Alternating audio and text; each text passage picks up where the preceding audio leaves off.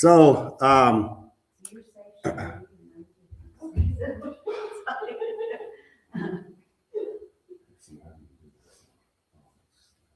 So I'll probably Oh, go there. get that thing wet so you can erase. what? No, it's a dry erase board. You need a wet. Well, it's okay. Okay. So, getting started here, we're talking about marriage and family, and it's about enriching. And, we've all been married, and, we hope that some other people come, but we all want to learn from each other. And I just want to ask each one of you to, if you could give a word or just maybe a couple of words of advice, let's say to newlyweds, based upon what you know today, what's one thing, one word of advice that you would give?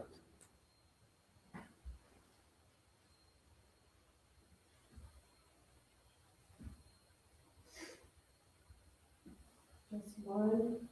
Well, what would you like? What would you say? Well, I would say something such as along the lines that you can't trust feelings or feelings come and go. Okay, Along that line. that's good. So, don't trust and hope feelings. Very good. That's a good word of advice. What's another word that you might like to give? Mark, what would you say to a young man, getting ready to embark on a journey for the rest of his life with a wife? I would say that you have no idea what love really is. Okay. Wow. So maybe define love. No, you couldn't do that either. No, well, I mean, that would be the word. Know what love is. Love really is. Well, if he could define it, he could do it. Yes. If you could define what love is, Yeah. then you could do it. But since you have no, that would be better. Yeah. Find the meaning of real love before you get into this. Yeah, you can't do well. Yeah. Is that kind of so? Like a word of advice to a young man. Well, see, you don't know anything until you're about ready to be worm food. Yeah. Yeah. You think you are so, you know it all, you knew it all Right. 20 years ago. Yeah.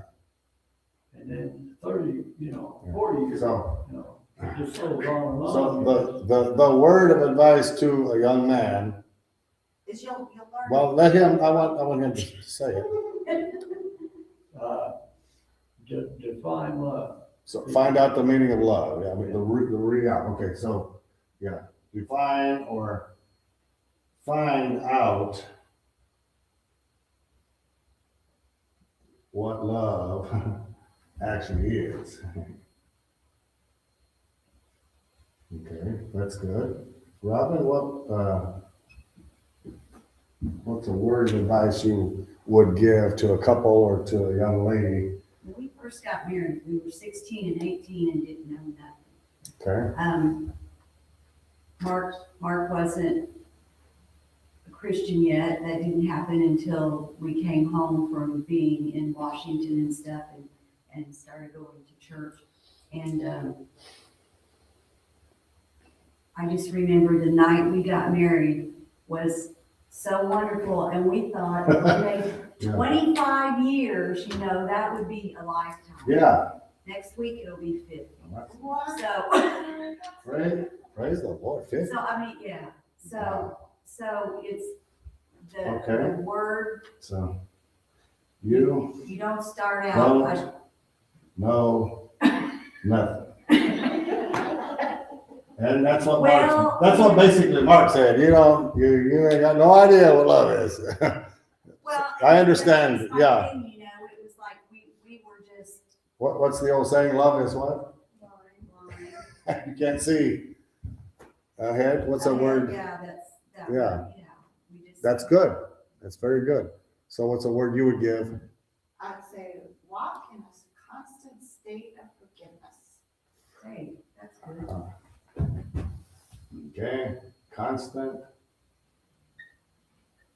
state of forgiveness. I know this is kind of, okay. So that's really, really good. Okay, now, okay, that's, going into it. Okay. Is there anything else that we could throw out there as based upon your experience, what have you learned out of marriage? Well, we were taught early, you don't go to sleep any night, don't go to bed angry, Okay, but we didn't follow. right? Like, and those can go Yeah, days. So, right. Yeah. So, it says don't let the sun go down. on your, yeah. And I know how that was taught. Don't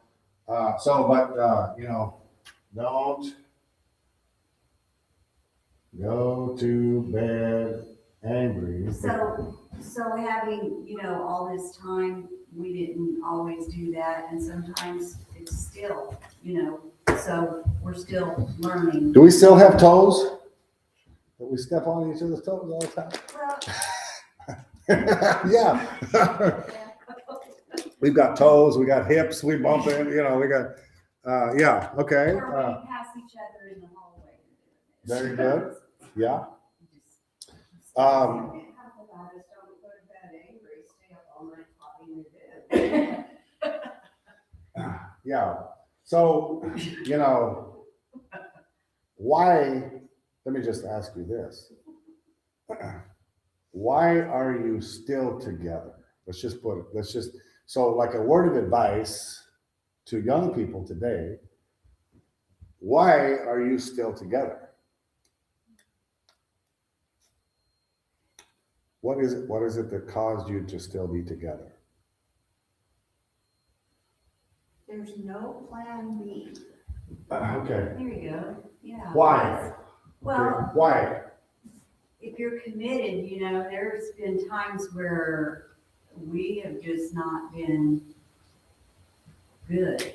And you think about True. it, it's like, well, I think. But I want you to think back. Why is it that there is no plan B with most people that are married right now, that are still married? Well, I don't care about them. I just care about me. And what's Yeah. your, why do you? Well, the thing is that I kind of got a glimpse early on. I got a glimpse that if I got rid of her, and then I'd want another one, and I'd have the same problem. You got to retrain her all over again, huh? No, Well. just kidding. Just playing. It's the same thing. Yes. And so, exactly. So Sherry, why is it that you are still married? Why was it that your parents stayed married and never had a plan B? What is it that causes that? Well, I think knowing that marriage was instituted by God, Okay. and you take a vow that says till death do we part. Aha. There you go. And I'm pretty stubborn. I'm not a quitter, Right. and I think you have to be.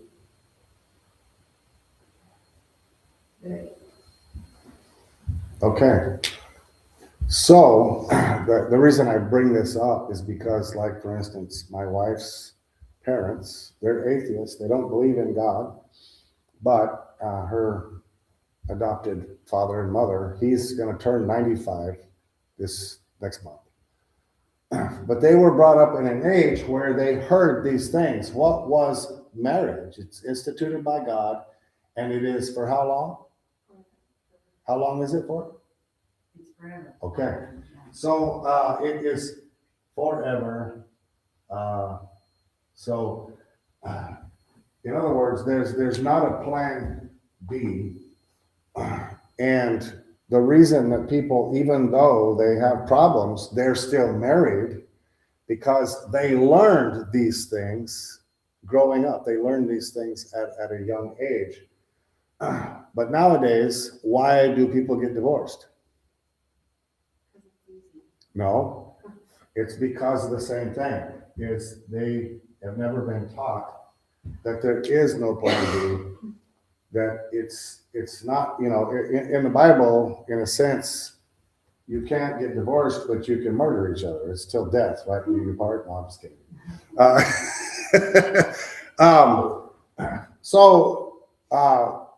What's happened, I think, along the way is, okay, Robin had a good one here. Or was that Sherry? That's wrong. Robin, don't trust in your feelings. No, that's scary. Oh, Sherry, yeah. Why? What has marriage taught us about feelings? They change all the time. There's a thin line. Is yeah. So the Bible tells us that we're supposed to crucify our affections and our but yet what happens is those aren't yet crucified. So what happens to our feelings? We live with each other and we discover that person knows how to push the right buttons. And so our feelings are out there. So, all of these things, what is love? Most people's, true definition of love compared to God's is more like lust. It's more like, make me feel good, type of a deal. So what happens, people get into marriage and instantly, after the honeymoon wears off, then that person doesn't make you feel good anymore, So love was never unconditional. Love was never a decision, going into the marriage that whether you love me or not, I'm making this commitment to you, no matter what. You don't know anything. Love is blind, and so a lot of people, go into relationships and marriages never asking God.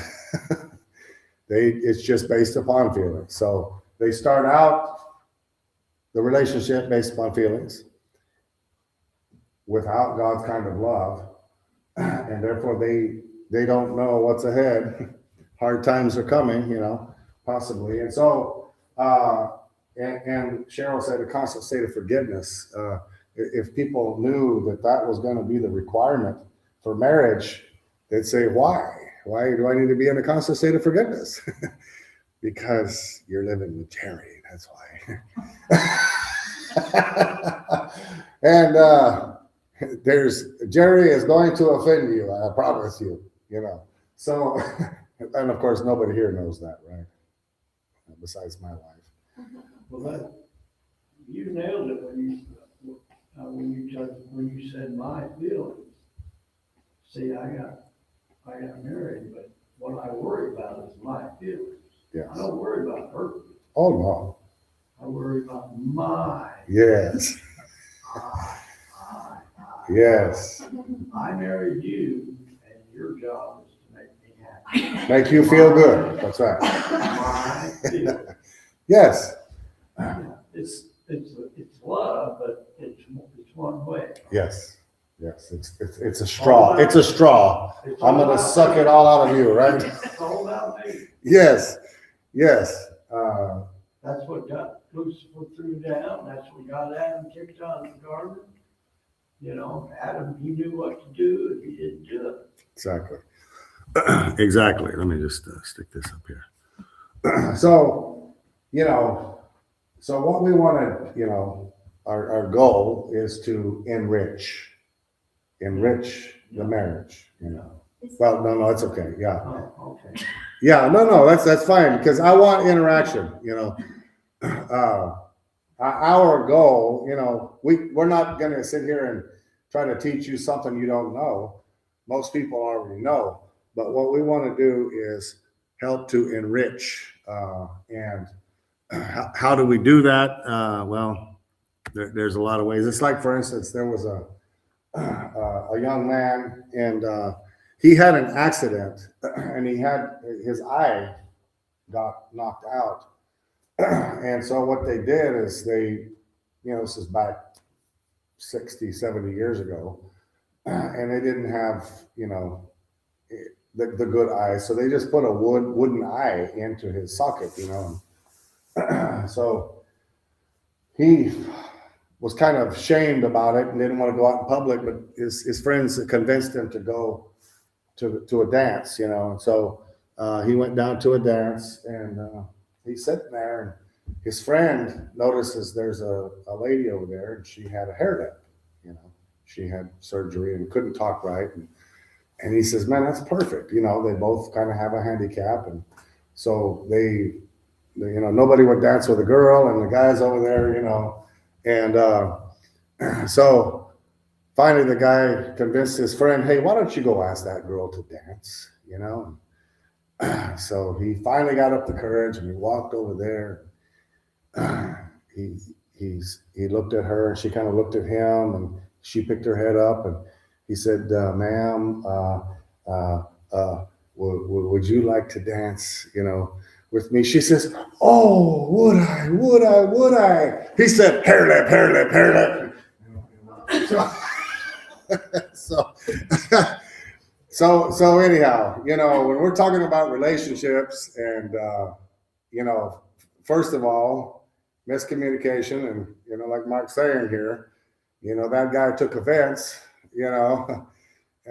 she was just so happy that somebody would dance with her. And, so the long story short is, when it comes to building, relationships, and how do we enrich one another, number one, we have to be selfless, going into the relationship, like Mark said, but that's takes 18 years in a home of raising kids and living with one another to teach our children how to be selfless, and to so it takes a lot of hard work, and just like these two guys are kind of building a bridge in the clouds, it's detailed, very detailed work. It's very dangerous because they're up high, our feelings and our emotions are always on the line. And so sometimes when we get hurt, it's dangerous,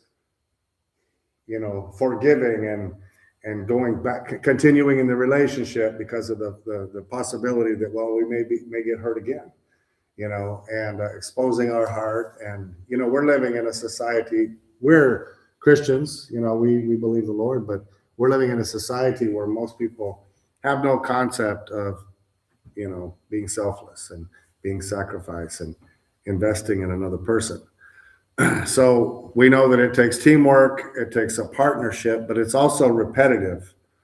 And that's where, sometimes the devil gets into the details. Is, when you live in the same house every day, you sleep in your bedroom, you sleep in your bed, you have your living room. And so it's a repetitive thing. Every day you sit down at the table, we eat. And so, like you say, somebody said, you don't know nothing, you don't know nothing about the future. And you don't know really what love is. Love is in that repetitiveness, And so it's a lot of hard work, a lot of detail. And we're going to do some interaction and hands-on stuff after a while. But the enriching process, how do we actually enrich our relationships and enrich our marriages and our family? And I use the example of like food. So for instance, how can you enrich eggs? What can you do to make an egg taste better? Okay, so you have to add something to it. The same thing with, does anybody like French fries without salt? No. Do you like eggs without salt? Well, what can you do to enrich a steak? Maybe nothing, sometimes a steak, but there may be something that you can do, when you have it on the barbecue grill and you put a nice big old pat of butter and just let it melt into it, or tenderize it, so same thing with a salad. What can you do to enrich a salad? You add some dressing to it. Same thing with a dessert, a cupcake, a cinnamon roll. What do you put on pie to make it better? Some ice cream or whipped cream. And so the point behind this is same thing with coffee or tea or Kool-Aid. Maybe some people don't like sugar, but we add sugar to it, so in other words, we have to add something to it, and it's and then we have to stir it. So it's like our relationships. We have to add. Like Peter says, add to your faith. Virtue and kindness and brotherly love and forgiveness. So these things constantly have to be added. So like I was talking about the repetition of our daily lives. Every day, if you sit down and eat eggs, every single time you have to add salt. So each day it's a constant enriching. It's a constant enriching, and the thing is we're going to go through highs and lows, and we have to look at each other, and God it doesn't expect us to love each other perfectly every day, right? Does he expect that? Does he? Even Jesus and his disciples, got mad. Judas left. The disciples argued, and so that's kind of a process that like I use the joke that my wife and I have never had a fight, but we've had several moments of intense fellowship. So, and that's another thing is, there's going to be conflict, right? And so how many young people or how many marriages have been taught before they go into marriage how to resolve conflict, how to navigate through that. And of course they learn from their parents, right? How to resolve conflicts. That's a process. I remember, my mom and dad, they really never had a wry word. They were very careful about not arguing in front of us. But there was a time where there was a major event happened in the middle of the night, and it was one of those moments of intense fellowship. And my dad, I don't know, it was 2:00 in the morning or something, and he came and all the lights in the house were on, and it was like, whoa, what's going on here? And we kind of lived a sheltered life in a sense, and we were raised great. We didn't know anything about the Bible, but we knew right from wrong. But my dad woke me up and had me go out and get him in the car and drive away. And I'm like, what is going on here? And I said, what? You're not leaving. I don't care what mama says. You're not leaving, So I turned around and went back home, but there's always going to be conflict, and so we always have to be thinking about how can we enrich the process of, and it's these are biblical concepts, and so what we want to do is I got this example of turning the grill on, adding some oil, and prepare for a good meal.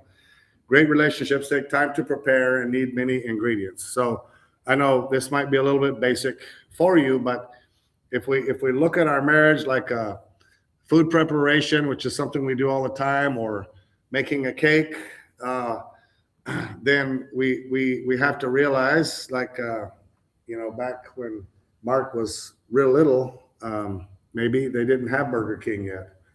But at McDonald's, you can't have it your way. If you go to Burger King, you can have the hamburger however you want it, right? But if you go to McDonald's, you can't have it your way. And so I use this picture. This is not Burger King, and we can't have it our way. And so I think that's kind of what we're talking about here, is that when kids go into marriage, they want it their way, right? And so in the days that we're living in, people treat marriages like a fast food drive-through. I just wanted to, maybe interject. Just Yes. Back before you got to here, Yes, sir. you had, a lot of families who, the kids, the dad was the hero. Hey, if you had children, they'd say, hey, Dad, you're my hero. I look to you, I want to be just like you when I grow up. Yeah. And, we're all down the road here. We're way down the road, but when you were little, they'd say, oh, Dad, you're my hero. And if you were married, they watched you and they watched the wife and they said, well, this is how my dad did it. And so this is how I'm going to do it. Yeah. You get indoctrinated. Yeah. You're indoctrinated Catholic, you're indoctrinated Seventh-day Adventist, and, what dad did Yeah. with his wife, that's what I'm going to do. Right. And the other thing that we kind of skipped over. Yes. Is you watch people. I watched the Holts. They've been married for forever. And I watched how, I'm a guy, so who did I watch? I watched Brother Holt. Yes. And if I want what Brother Holt has, I have to do what Brother Holt does. Yes. And so all that stuff was before you ever got married, the way you were raised. Yeah. If there was a dad, if there's no dad, it's totally different. I mean, and then you got customs. Back in our Bible, which is our reference, Mm-hmm.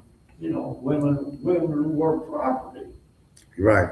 I mean, and you're taking all that in, you're taking it all in, and it's really, it's not overwhelming, it's just a lot. I mean, it ain't overwhelming, we're so smart. No. I know, I'm so smart. Right. But anyway, there's a lot of stuff before we got here. Yes, exactly. And just like you say, if you were in an abusive family, if your father abused your wife, then that's my hero. I'm going to do the same thing. So it's a part of the curse that follows the generations. Yeah. And so whatever is taught in the home, 99% of the time, that's what those children are going to bring into their relationships. Yeah.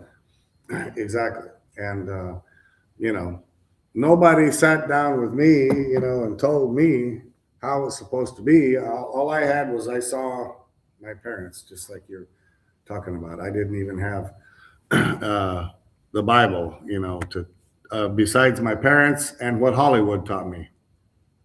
Hollywood taught us how we're supposed to be, right? Yeah. You can cheat on your wife and, have two separate bank accounts and anyhow. But yes, you're exactly right. And so, but we want a lot of people are in relationships. And so hopefully we can get a few things out there that we can actually apply, but also at different times in our life, we can interject something into another couple. And, lots of people need a word of advice, a lot of people are struggling. And, many marriages that are struggling, some of those people are going to work and they're bringing their problems even into work, So, it's just a huge, huge issue. I put it in here, I want it my way, I want it now, and I want it delivered to me, me and Frank Sinatra, I did it my way. And like you say, that's kind of what a lot of kids learn nowadays. And even if parents are married, most kids don't have a mother and a father because they're at school and the parents are gone and the television is the babysitter. And so there's just a lot of factors involved. The devil is using a lot of different things to try to destroy families. So if marriage and family were a cake, you know, what would they look like? And, I've got some ingredients here. And so we're talking about enriching, how can we make the cake taste good? What can we do where we're at to help our marriages be enriched? And, the laws that govern these things is whatever you sow, whatever you put into it is what you're going to get out of it. So, that's where don't trust our feelings. The Bible says if we put our emotions into it, what are we going to get? When we incorporate and mix the flesh into it, what do we get? Death. And we know these things. And that's why it says in Galatians 6, 7, and 8, be not deceived. God is not mocked. And what this verse actually just means is that God is not going to change his rules, for us. If we actually mix in our flesh, then that's what we're going to reap. We're going to reap corruption. And he that sows to the Spirit shall of the Spirit reap life everlasting. So these are very simple verses. But if marriage is a cake, then we're going to end up eating that cake. And so what we put into it is actually, how you mix it. There's a process involved. It's not just what you put into it, but you got to mix it. And then you also have to cook it, these are simple things, but if we use that kind of as an example of marriage or families and relationship, and we know that there's different stages, we go from the dry ingredients, and that was the honeymoon, and then you go to the raw, ooey, gooey, sticky stages, which is unhealthy to eat. It still could taste pretty good, but it's unhealthy.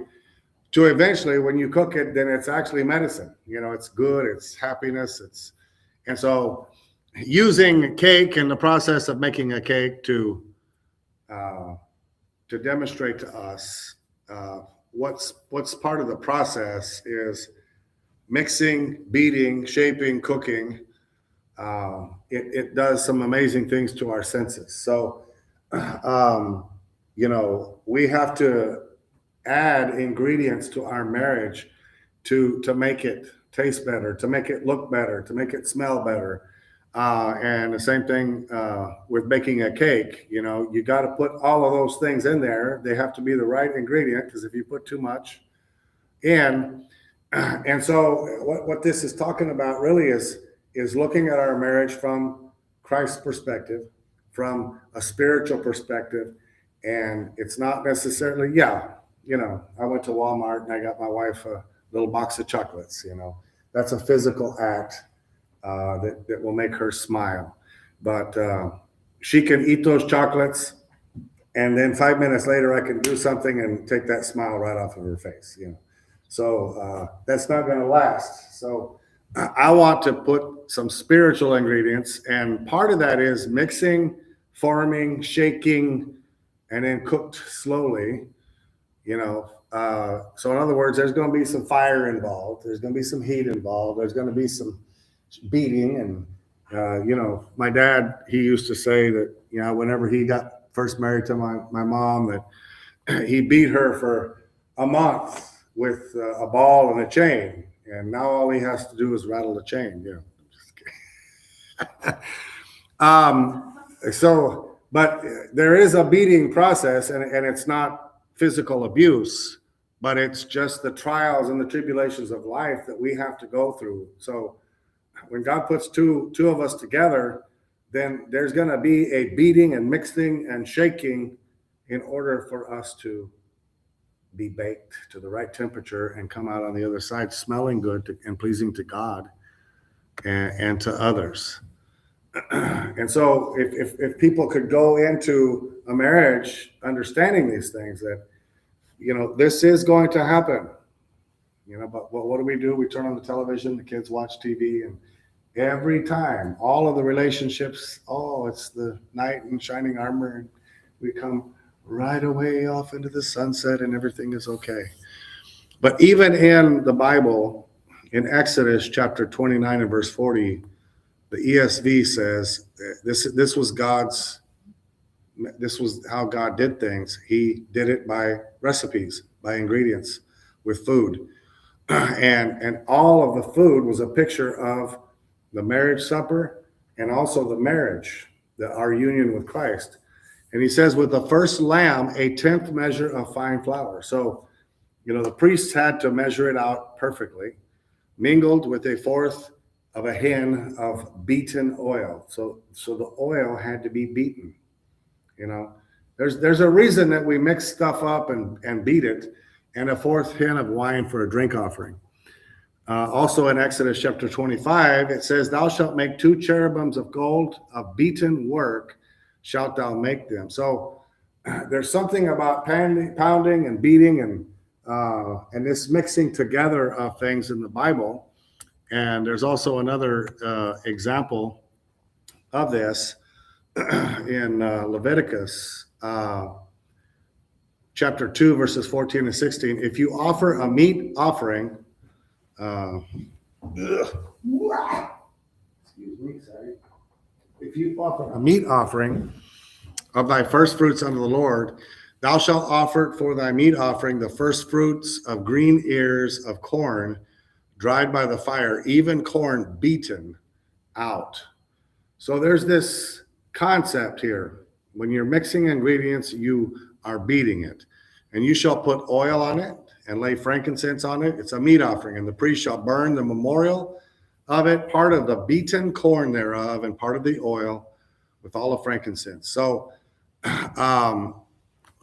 what I've got here is that wives, women, and children help the husbands gather all of this stuff together in order to make an offering to the Lord. And, sometimes we read the Bible and we see all of this exact measurements, and, God gives the a tablespoon of this, a half a teaspoon of that, and a cup of that. And so there's measurements and there's ingredients that are added, and some of it is actually required to be beaten. And I'm not saying this in a bad way, but that is symbolic of that God needs to mix the husband and the wife and the family together, and going through the trials of life, offer it in the fire. Well, that's the baking process. And that is symbolic of the things that we're going to go through in life. And so basically, what is the purpose of marriage and our family? It's actually families gathering together the things that are pleasing to God. That's ultimately the goal. Like you say, I like to go into this relationship and it's a one-way street. There's a town, or there's a street in every town named after that. It's called one way, right? There's a one-way street, and we go into that, and we don't understand, all of these things in the Old Testament. We look at it from the perspective like, well, it was the man that did it, and that's true. But all of the families were required to participate in what was the purpose of the family planting a field of corn? Well, their whole goal is they were going to gather it and they were going to beat it out, and then they were going to prepare it so that the father could offer it by fire so that the family could be accepted in his eyes. And so ultimately that's the goal. And so the whole family has to work together. But in today's world, I don't want to do none of that. yeah, if you have a family of 5, this is how they want to go.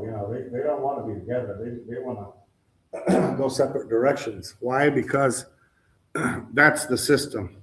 See, that's the beast. That's the Antichrist. That is the world system, is to divide, the family. Yeah, we don't want to hear none of that. And I wished I would have learned this growing up, but God is bigger than all of that. he's able to overcome these things. And so even the Lord is called the refiner's fire. Malachi chapter 3, verses 2 and 3. Who may abide in the day of his coming, and who shall stand when he appears? For he is like a refiner's fire and a fuller's soap.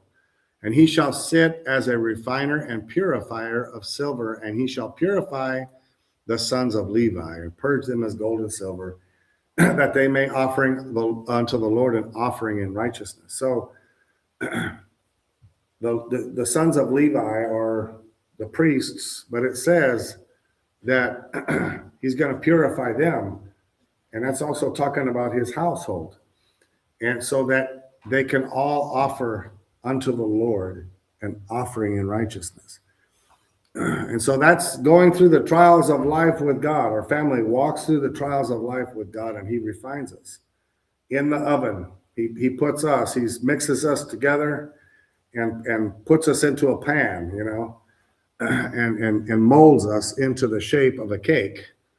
And that's what the family comes out smelling good, looking good, and actually becomes an offering. It's now something that other people can eat of, and it's good, it's pleasing, it's healthy. And so, you know, these are nice things to know and to use analogies, but how can we implement them into our lives? And we say, okay, this is where I'm at.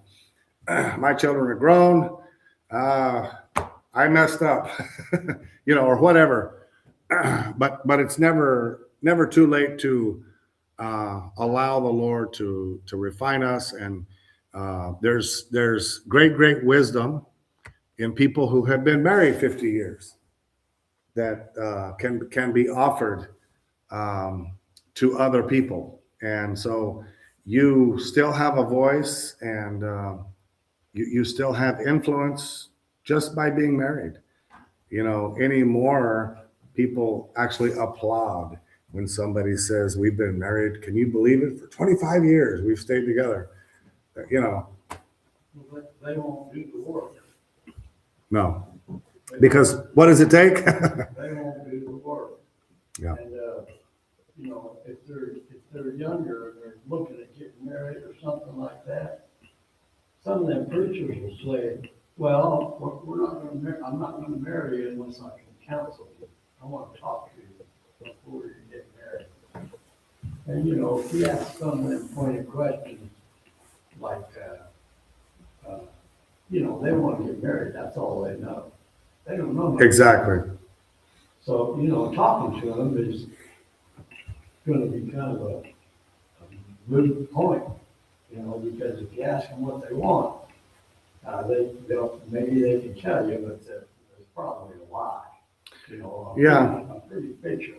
Yeah. But they really, they don't know what they want, but rest assured, that the thing that they really want is, for the one that they're marrying, to serve them. Yeah. And they're gonna lie. Oh, yeah. They're gonna lie, you know. Fully his. Well, that's true, but it does not negate our responsibility to teach them and try to make a difference. Well, see, the truth, you know, the truth is, I don't want to hear the truth. That's I true. want you to paint me a pretty picture. I want flowery beds of ease Yeah. and guarantees. Yeah. That's what I A want. la peanut butter and jelly sandwiches. There it is. Yeah. So- Exactly. So how you can, how a person can, you know, they're not, people, they don't come to you for counseling. Well, actually, people do, but They'll watch you. they will watch you and see. That's right. And they have to want to, Right. you know. That's true. So, But as a pastor or someone that is capable of marrying someone, that person puts their blessing on that marriage. So they should want to offer some counseling, you know, before they just carte blanche marry someone. But you're right, their attitude, and even people who grow up in church, most times their parents do not have the influence over them that the world does.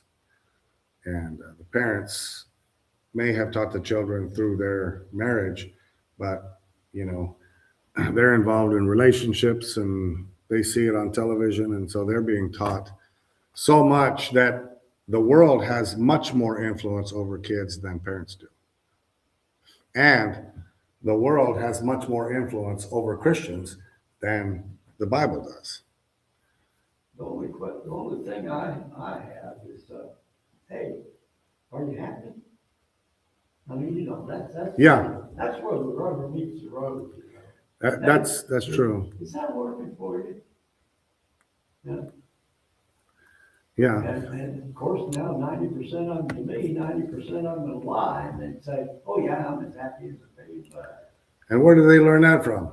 Some of them lie or talk. Well, it's from home, right? Because their wives lie to their dads, and the dads hide secrets, and it's just that's what the whole family, you know. So they've learned all that, you know, from the television, from home, and so. But you're right.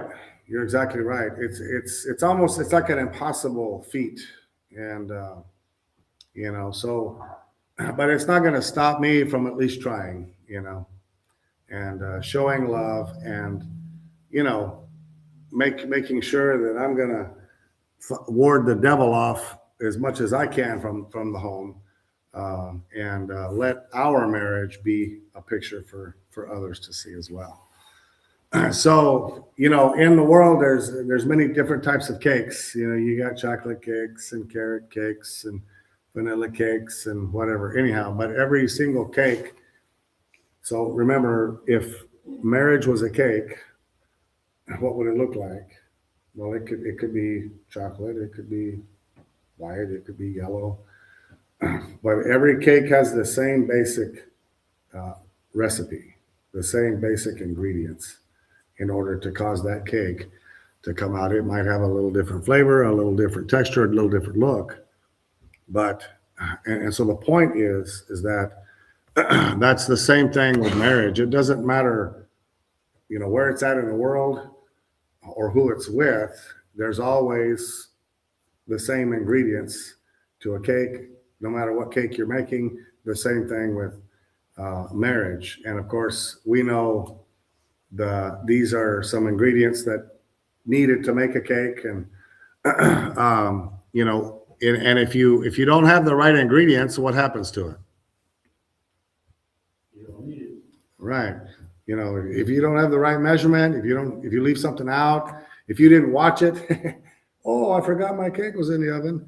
What happens if you don't have a pan? You know, you just throw it in the, well, if you don't follow the recipe, what happens if you don't mix it together? And what happens if you add rocks? So this is a picture of a worldly type of a marriage, okay? Is that they don't have the right measurements. They're not enriching it. And, you know, they don't really keep an eye on their marriage. You know, they go to bed, what? You know. And so the same thing happens in marriages. Is there a recipe for marriage? Yeah. Okay. Where is the recipe? It's in the book. Praise the Lord. What are the ingredients? The three of them. Yeah. God, man, and Okay. the woman. How do you mix them? The way he said. Okay. How long do you bake it?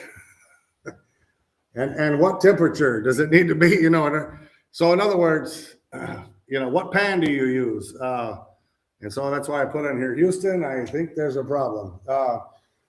Because those are the right answers, but the recipe is in the Bible. Why? What did Sherry say? Who instituted marriage? God instituted marriage. It's just like a cake. The recipe for what it is or where it is will always come out just perfect every single time if the recipe is followed. No exceptions. It's just like if you were going to make 20 cakes today and you followed the recipe, how would each one of them come out? Perfect. Why? You follow the rest. Okay. So, is there a recipe for marriage? Yeah. Yes, sir. Well, to show you how rebellious they are today, they don't even get married. Oh, exactly. No, that's okay. I want interaction. You're exactly right. So, I mean, that's the furthest you can go the other way. Well, we're just not Absolutely. gonna get married. Absolutely. Absolutely. It's just like we talked about, in the beginning, that it's all about me. If I marry a wife, well, now I got somebody to cook for me. I got somebody to clean for me. And not only that, everybody look at what I got. You're going to parade your wife. But now anymore, well, uh, why stay together? I mean, let's just live together. We'll both file for welfare and get rich, I'm not going to make a commitment. I'm not going to take you do one thing wrong with me. So, the relationship is already failing because nobody's willing to commit. Love is not unconditional. And so it's a major, major problem. It's a major, and, I'm going to live with you to determine if I like you. But if you do something wrong, well, then adios. And so we know that that's wrong, but the thing is that's a real issue out there. Statistics actually say that 80% of high school graduates have had sex before they even graduate.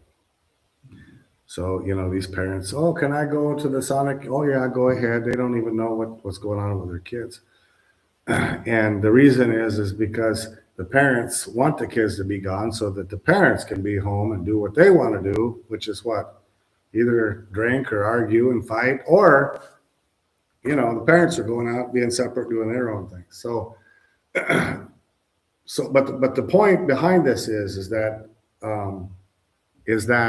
the possibility that every single marriage can actually be work. It can work. It can be beautiful. And because there is a recipe, and it doesn't matter what color the people are, it doesn't matter where they're from, it doesn't matter what race. But if God puts them together and then and they follow that recipe, then everything is actually going to come out just beautiful. So, we know that the ingredients, of course, is Jesus and the triune God. We know it takes all three. A person can't just decide, I'm just going to open up this and see what it says about marriage. And they have to, they don't have to, but they should know Jesus and know the Holy Spirit to guide. And of course, we have to have the husband and the wife, and we have to have agape love. Without that, it's not going to really work the way that it might turn out to be a cake. But have you ever baked a cake and you forgot to add the baking soda or the baking powder? What happens to it? It doesn't. Yeah. Thing. So does it even cook right? It's black. That's flat. It's hard. And so there's a lot of marriages like that. But there has to be the trials of life, the mixing together, the trials of life, the experience. But there also has to be disciplines. Bible intake, prayer, fellowship in church. There's got to be these disciplines. There also has to be forgiveness, prayer, but also romance and entertainment. That's an ingredient. That's kind of like the icing, right? Well, most people, after a while, that part is, it's out the window. And every once in a while, my wife talks about, she remembers her parents, in the kitchen, and her dad was kissing, her mom. And of course, it wasn't very long after that all of that stopped, But there has to be entertainment, romance, in the marriage. That's a part of the, and of course, if we could identify the single ingredient that actually bonds the cake together, what would it be? Can you identify what it would be? It would have to be God, wouldn't it? Yeah, but the cake, yeah. So in a relationship, it actually has to be God. But is there any one single thing that you can describe in a cake mix that actually causes it to bond together? Is it the egg? I'm not sure. But you ain't talking about love here, are you? Well, in our relationships, of course, that it has to be the perfect bond, which is charity. Colossians 3:14 says, "And above all these things, put on charity, which is the bond of perfectness." So it's not just in our relationships, but it's in our marriage. The love of God, you said it, holds everything together. Yeah, so you're right. But it's not just love; it's charity, which is what kind of love in the Greek? That's the agape. Agape love, which, like you said, somebody said up here, yeah. What is love? You see, that ain't fair. Yeah. That's not fair. Yeah. You grow in that, but that's like saying, well, I shouldn't get married until I know what love is, and we don't do that. Well, how do you know? How can you know what agape love is? It has to be taught. No, and you have to know God. I have So yeah. Go ahead. So it's just like this is kind of simple stuff, but love must be used. No, it's not simple.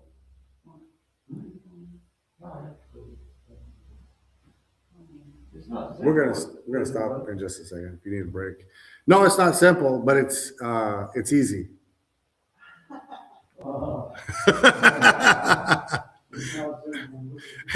So, but it has to be applied daily, just like salt to eggs or whatever the case may be. So,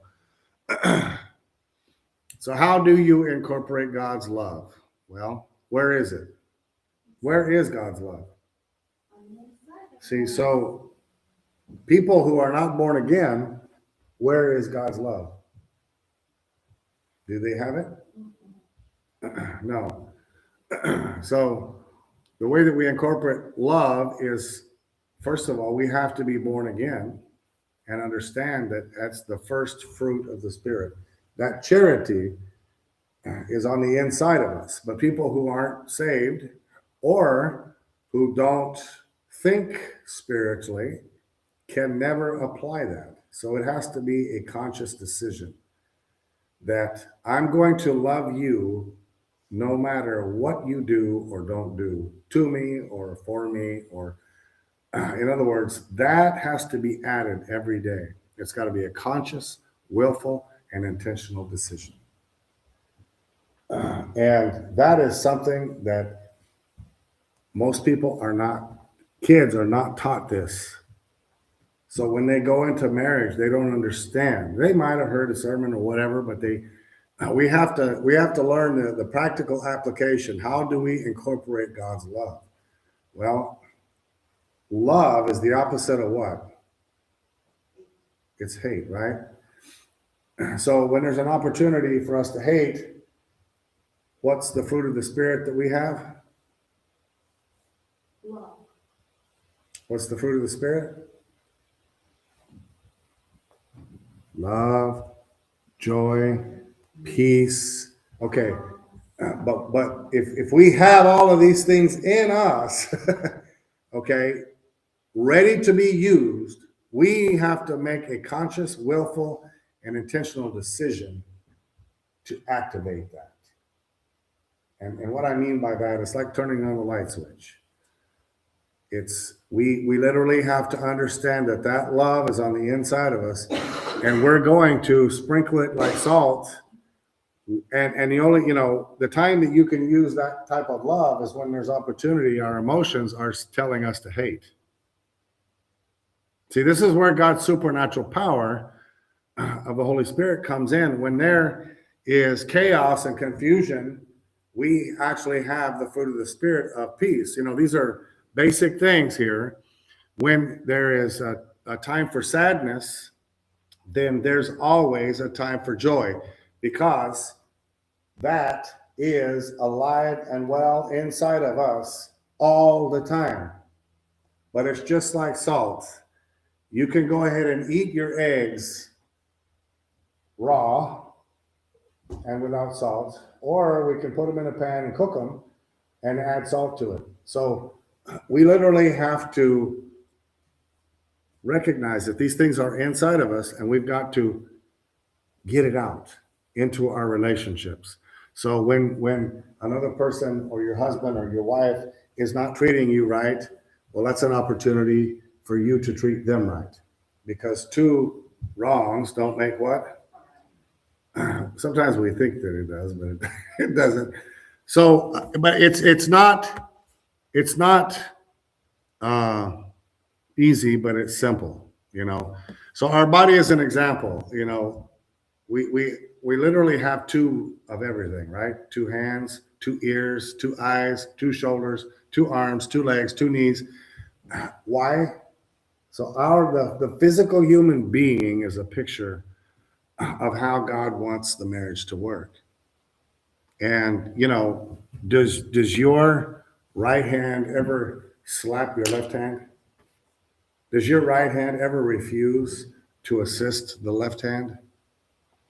Does your right ear refuse to listen to what your left ear, in other words, they are always working together. And that's how, God designed us. And so no matter if the right arm is hurting and can't pick something up, then what does the left arm do? Involuntarily, right? It just automatically picks up what the right arm can't. Same thing, if the left leg is injured, what does the right leg do? It takes up the slack, right? And so just as our bodies have many parts, each has a special function. Our body is an example of marriage, that there's 2 of everything. There's pairs. And so, God told Moses or Noah, bring a pair of every kind of animal with you, male and female, into the boat. And so why do you always see 2 people in an ambulance crew? Well, it's a pair of medics. And so that's a joke. But this is the concept, okay? And our human body, this is why, the Bible says in Romans chapter 1 that even the creation itself is evidence of what God wants. And so people will be without excuse. And our responsibility is to try to be that example to the best that we can, and understand that the love of God, which is in the fruit of the Spirit, must be literally pulled out and shaken like salt into, we literally have to allow that to flow through us, no matter if the person wants it or not. And what happens is when we do that by faith, God supernaturally gives us the ability to love when that person doesn't deserve to be loved. And, when my wife and I have a moment of intense fellowship, then if we pull the ingredient of God's love out and start shaking it around, all of a sudden, that fellowship becomes even more intense. No, I'm just kidding. But this is just kind of an example of how we can enrich our marriage. And if we do not add God's agape, unconditional love, intentionally, willfully, then the opposite of love, what's there gonna be? If we do not intentionally put joy and happiness, then what are we gonna have? Sadness. So, that fruit of the Spirit is on the inside of us for us to use, and especially